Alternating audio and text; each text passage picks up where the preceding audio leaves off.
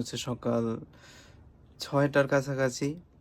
তো বাইরে বাইরে এখনো সকাল হয় নাই, যদিও শীতকাল তো এই জন্য এখনো রাত। তো এই যে অ্যালার্ম বাজতেছে, আমি আগে আগে উঠে গেছি, আজকে ঘুরতে যাবো তো এই জন্য।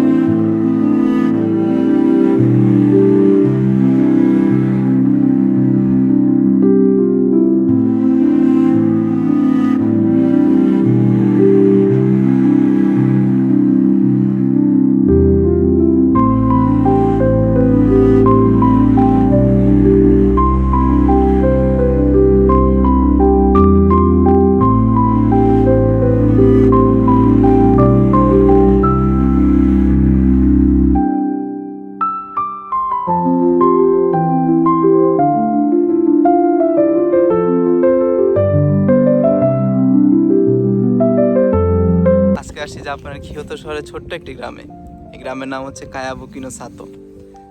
পিছনে দেখতে পাচ্ছেন ছোট্ট একটা গ্রাম, হয়তো মানুষ আগে হয়তো বা থাকতো, এখন খুবই কম পরিমাণে কিছু বৃদ্ধ লোক বাদে কেউই থাকে না। তো এখানে হচ্ছে প্রচুর পরিমাণে বরফ পড়ে যখন শীতকাল আসে, তো যার কারণে পর্যটন কেন্দ্র হিসেবে এটা তৈরি হয়ে গেছে এখন।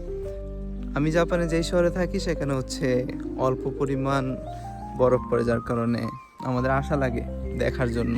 এই যে আশেপাশে মনে করেন সম্পূর্ণ বরফ, যতটুকু রাস্তা দিয়ে আসছি রাস্তার আশেপাশে বিল্ডিংয়ের ওপর, বিল্ডিং না সরি, মানে জাপানের শেড, জাপানের ঘরের যে শেড হয় সেগুলোর উপরে সব বরফ। তো হ্যাঁ, প্রথমবার এক্সপিরিয়েন্স করলে সব কিছু ভালোই লাগে, দেখছি অনেক সুন্দর। তবে হ্যাঁ, একটু তাকাইতে অনেক কষ্ট হইতেছে, কারণ আশেপাশে সব সাদা, তো আবার এখন রোদ দুপুরবেলা, তো যার কারণে একটু হয় না, চোখ কেমন কেমন লাগে, ওই টাইপের একটা ফিল। এই আজকে হচ্ছে এই বড় ভাইয়ের সাথে আসছি, উনি আমার জাপানের সেমপাই, উনি আগেও আসছিল, যার কারণে আজকে আমাকে নিয়ে আসছে সাথে করে, অনেক হেল্পফুল।